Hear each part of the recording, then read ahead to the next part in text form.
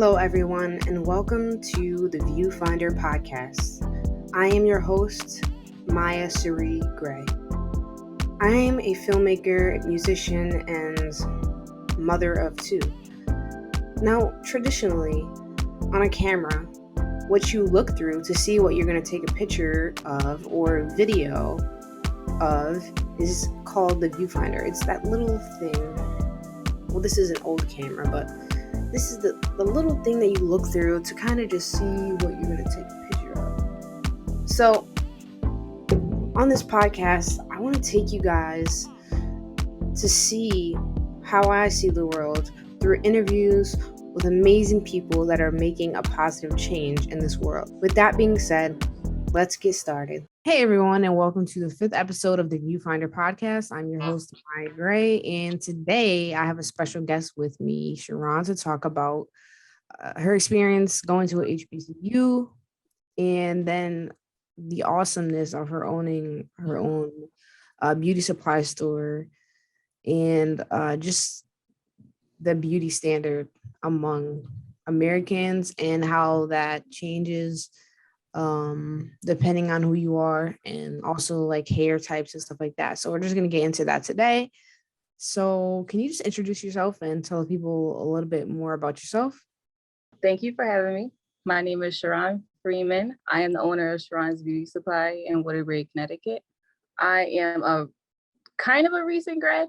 It's been like 2 years, but I'm a recent grad from North Carolina Central University. So my first question is, you went to Sacred Heart in Waterbury, Connecticut, which is like a Catholic school, predominantly white, right? Mm-hmm. How did like the trend, like, first of all, what made you want to go to HBCU? And then what was it like transitioning from graduating from Sacred Heart and then going to like an HBCU? Well, one thing was I went to Catholic school my whole like all of my years. I've always been Catholic school.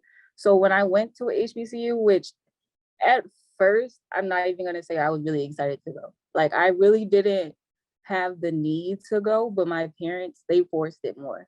They were more like, you should get this experience, like try something different. But it was scary to me because I've never been in a classroom where it was like fully Black people. Like, I've never had that type of experience. So when I actually went to the campus and I saw it and I got the experience of seeing it, it was like, okay, I could do this. Like, I could come down here and be fine. Then when I actually got into my classes, I started to go through a little bit of a culture shock, which people were a little surprised about. With my teachers, they understood it. Because I told one of them, I talked to her about it. I was like, it is a little different for me. And she was just like, this is something you're going to go through. She was like, you're not used to being the majority. She was like, you're always used to being a minority wherever you go. So when you're at HBCU now, like, you don't know how much power you really have in the room until you understand everybody else in the room being on like the same level and having the same understandings as you, going through the same things you go through on a daily basis, understanding you more. Like when you're in a regular classroom with everyone else, not gonna say with everyone else, with other races and ethnicities, you do get more of a balance, but at the same time, you don't actually understand yourself as much. So that's what it became when I went to HBCU. It was more of understanding yourself. So that would be like, that's where I started to get scared at first, because that's when it really like, you have to understand yourself. Do you feel like the education was different? Like it was like in the actual, what you were learning, especially that you're learning from like Black professors versus like, you know, hearing about history from one point of view? It was very different. Like, honestly, it was different just even going into the classes. We all learned different things before that, even for high school. Like when I was taking art, we didn't really have a whole lot of Black history. Then it was like, I had some students from North Carolina, South Carolina, all different parts. And it was like, Black history was their main thing. Like, that's what they focused on all of their years of school. Like, they know so much more when it comes to that aspect than people from up north would, because we don't focus on that part. That makes sense. So it's more like, even though like what they're learning in the high school and middle school level is more geared towards African American history, basically. Just here we Like, learn about Martin Luther King, Malcolm X, like Rosa Parks. we learn the basics. We learn the basics that you're gonna like basically see on TV, or like they have the books for when we're little, but they're actually taking it farther into understanding like where they're growing up, like everything that's happened there, like any type of slavery, any type of racial things that's going on. Like they know about it from their areas because they were taught that. Like especially in Connecticut, like we don't know really much about slavery or what happened here before.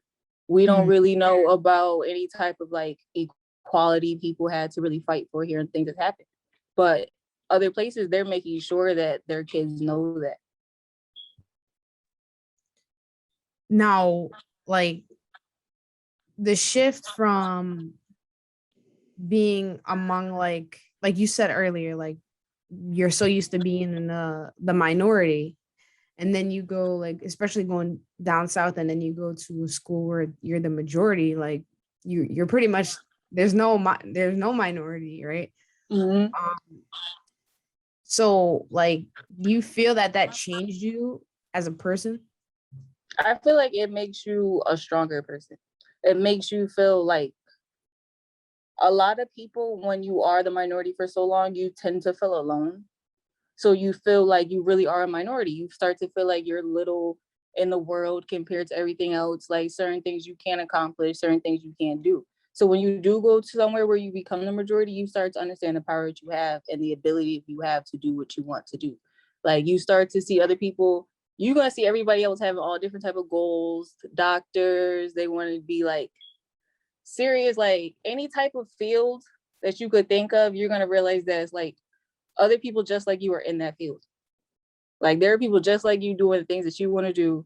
It's going to show you that you don't have a barrier. Like there's nothing really stopping you from going where you want to. It's crazy because I was watching this video documentary, and it was talking about how some people, even Black people back in the day, they didn't want schools to integrate because they felt like there was nothing inherently wrong with Black people going to different school and white people going to different school. And as I thought about it, like as I was watching this, and it was just kind of making me like understand that point of view. Like I understand why we integrated, you know. But at the same time, I wonder sometimes how different things would be if like we did have separate schools. But then that would be like segregation. But the cool thing about it is wrong. But at the same time, it would be a little, it would not gonna say it's gonna be easier, but it would be like understandable to make sure that everybody has the same level of certain education, because we integrated, yes, but it's still to certain levels where, you know, most of like your Black or Spanish kids are going to a public school. And then it's like most of your white kids are going to a Catholic school. So you're still separating us in a certain way, but you're putting us at the lower spectrum now than it's if we had our own schools. We will be making sure that we got certain educations that we do need, instead of just hoping that your child learns whatever the school system is going to give them. Exactly that, and I totally agree with, like, that's exactly what I'm saying. It's like at some point, maybe, you know, not that like I don't think anything should change in history, but it just, you know how like when you go to school, you meet people, you know, that's where you get your friends from, because that's what we're on a daily basis. So imagine if we never integrated, and, you know, I think a lot of things would be different, you know what I mean? But I think the cool thing about the HBCUs is it keeps that history, and it allows you to, you know, it allows you to study with, you know, that same, I know it has to be a certain feeling on the campus, because I went to a PWI, predominantly white institute, Central in New Britain, and it was dope because there were like I experienced a lot of Black professors. There was like a strong Black student union there, and I was a part of like different organizations there. And I think college is so dope because you learn about things like you said, like that you won't learn in high school, you won't learn in middle school, you know, because they don't want you to know certain things. But when you get to college, you know, they expose you to a lot more. So I can only imagine what the HBCU was like. like that's one thing, like even with my little cousins, I stress to them a lot. Like when you go to an HBCU, sometimes it's not necessarily like what you're learning book wise. You're learning a lot of experiences for life wise. Like your teachers, some of your teachers are going to tell you certain things in the books they're not going to care as much about because they want to make sure that you really know what you need in life and how to go. Like college can be helpful for some people because when you go out to the real world, nobody's going to ever try to give you any type of playbook of how it goes. Like they're not going to. But when you go to colleges and certain HBCUs, they're trying to already prepare you for that. Like when I got to my junior year, when you get to your junior year, usually they don't offer you housing. And some people get so upset about that, but it's like because they want you to learn that you have to at one point figure out what you're going to do with yourself. You have to figure out how you're going to live. What are you going to do? How are you going to do this paperwork? Different things. And they also put it where it's like you have so many things close to your campus and around so that you could still feel like you're home and you're on campus, you're a student. But you have to have that understanding, that responsibility that you're going to have when you leave here. You got to know how to handle certain things when you leave. And that's something a lot of my teachers always stress. Like when you leave here, we want you to know and still be just as comfortable as you are right now.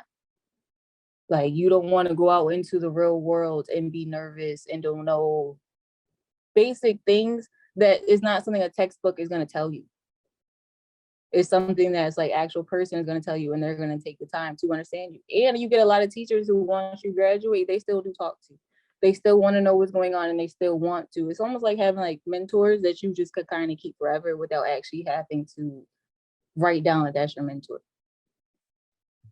Definitely. I know what you mean. I like building that relationship with the professors, and it kind of goes beyond the classroom.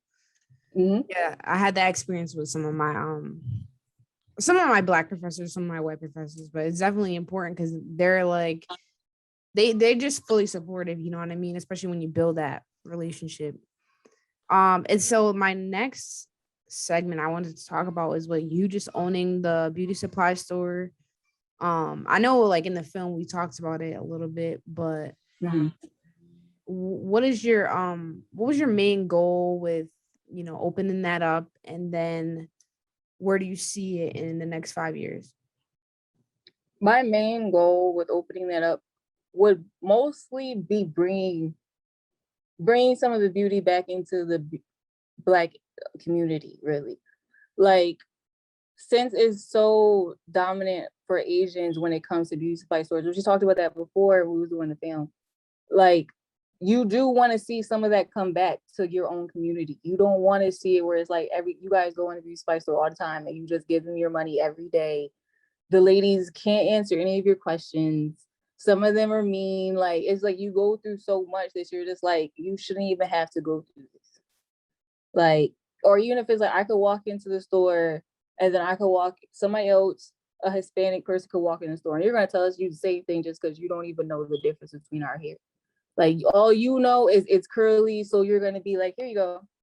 And you want to have a place like where you actually could get real information. You want so that you could talk to people, they understand you, and it's a comfortable situation. So that was my main goal for my beauty supply store, is for it to be a comfortable place you come in and you could talk, and like we're giving you real answers.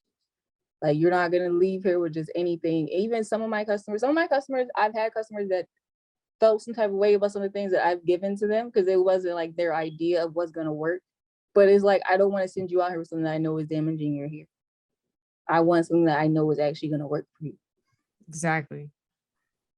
And then for the next 5 years,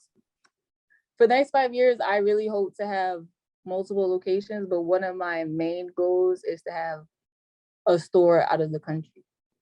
Where exactly would you want to have it? I'm not sure exactly, but for right now, I've been thinking about Puerto Rico because I get a lot of people who come in and say Puerto Rico doesn't have some of the things that we have. Like they don't have a lot of the products or certain things to help their. Yeah, that would be dope, honestly. I never even, because I was talking more like Europe, but Puerto Rico will probably be a lot easier too because it's like technically considered United States territory. So you can just, that was just one place, but then it's like other places like Jamaica, other like really still making it for a certain demographic. Like the people that I already have now, basically like their home places. because of the fact that they already come in and tell me like the struggles that they have over there. Like a lot of people come, they get wigs, products, they send back to their countries. Like, oh, really? They don't have none of that? That's kind of surprising. That's crazy. You really will be surprised. You'll be surprised like they don't have certain things, but it's like it's so hard for them to get it. Like certain, like every company isn't sending everything over there. You also have to have a certain amount of money before you get anything from a lot of the companies. So it's like it's going to be harder for some people to get it and for some people to be able to accomplish it. Definitely. No, that makes sense now. That makes sense. I wish you the best on that. I think that could definitely be a dope avenue to go. Like, thank you. What do you feel like the last part I want to talk about is basically the beauty standard. Do you feel like it has shifted since we were in like middle school or high school to the point where we're able to like really just be comfortable in our own skin and not have to compare ourselves? Or do you still feel like there's that still? I still feel like it has the comparing thing. I feel like when it comes to our beauty standards, it's really hard because as a society, it's like we're sticking to what's perfect. We want to see what's perfect and what's going to look the best instead of like what beauty really is. So that's become major problems. Like even like Lizzo, right now, Lizzo is getting bashed for loving herself. Like she's getting bashed all around the world because people feel like she's promoting obesity, she's doing this, doing that. And it's like all she's doing is just being herself at the end of the day. She's being herself, but she's just trying to do the best she can to like love herself. Exactly. And the other thing is she got a bag. She could easily get some surgery, but she's not. Like she could change herself if she wanted to. She could go get whatever done, but she's not doing that because that's not what she wants to do. Because then it's like, it gets to people, and then you have people like, you have Cardi B, and it's like Cardi B has everything done. But Cardi B isn't bashing, complaining, or focusing on what she's had. Just gonna keep it moving. Because you have some people where they get their bodies done because they have a problem themselves with how they look, and there's other people where they get their body done because that's what society wants them to look like. So it's like you can't necessarily push for one and bash the other. And that's where I feel like our society has become a major issue, because it's like people just love themselves. Whatever is gonna make you comfortable is what's gonna make you comfortable. And that's the thing I tell everybody. Whatever is gonna make you the most comfortable is what you should do. Like I get a lot of customers when they're chocolate or darker skin, they're just like, they can't wear any bright colors. Like a bright color wig, bright color braids, anything like that, they can't do it. We get so many people that will be like, I want black or I want burgundy, and that's it. I won't wear any other color because I've been told I can't, it won't look right on my skin. So then that's when we get to the point where it's like, okay, now I need you to really sit down and try the wigs on. Because you have to understand that that's not true. Like you can do whatever, like I'll Google, like I'll show them other like people's videos, different hairstyles on different skin colors, everything, just to show them that it's like, you don't have to be like that. And a lot of people feel like it's from just the internet too though, but from being in my store, I have realized that it's like a lot of things also come from your household. Where you get a lot of people come in and their mom, like you could be a light-skinned mom, chocolate child, mom gonna be like, she can't wear that, she's chocolate. She can't have like these color beads or this, it's not gonna look right with her. Then you have some people who are lighter skinned who still feel like they can't wear a color. Like they feel like certain colors won't look bright on them because they're too light for the colors now. And it's like you go through so much where you see people literally picking at any flaw they might have so much because of the fact that society kind of teaches you to pick at it. Because so many people feel like, oh, if you don't like it, fix it. Or that's like, you got some people who love themselves and then they get made fun of because it's like, you're loving yourself and you have a flaw. So then you get so many people where they get so confused and it's like, you don't know what's the best way for them to go. So that's one of the things that we kind of do try to push, where it's like, once you see somebody's kind of uncomfortable in their own skin, that's when we try to push to see whatever is going to make you the most comfortable. Like, then it's like, okay, let's see what hairstyles is like really going to push you out to like see what you really want and like what's going to really make you feel better. Like we've had some clients, some little girls have gotten their hair done. They love the hairstyle. Moms come in, they don't like it. Then it's like, you see the little girl will switch up like, oh, she don't really think she like it. And it's like, you could tell that that little girl doesn't know what to do. She doesn't know for sure about herself yet. She doesn't know about herself. So it's like once somebody else says it's wrong, she's gonna be like, it's wrong. She can't do that. And that's become a Especially your major mom. part. And that's the thing. A lot of people, it's like it comes down to where it's like your mom or your parent could be the person who's telling you certain things are wrong, but that's just because they were already trained before that it was wrong. So it's like you can't even necessarily blame a parent because they don't necessarily know any better. They don't know what they're doing is really like causing some type of insecurity or causing any type of extra problem. So the main thing would really be like,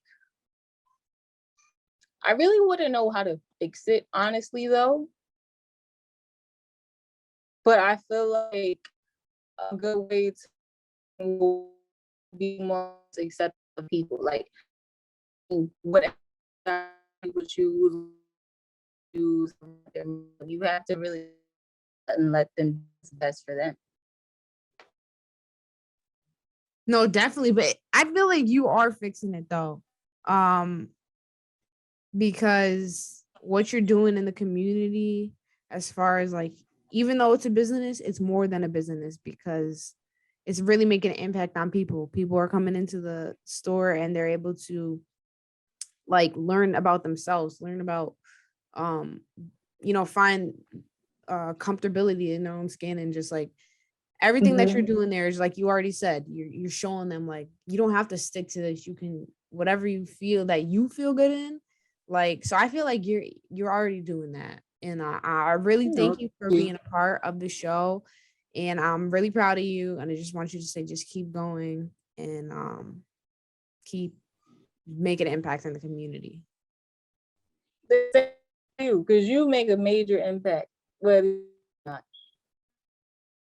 Like, you really do a lot. Oh, thank you. I appreciate that. I appreciate it. All right, and I'll look forward to having you on that next episode, maybe sometime in the future. And thank you everyone for watching. See you guys in the next episode. All right.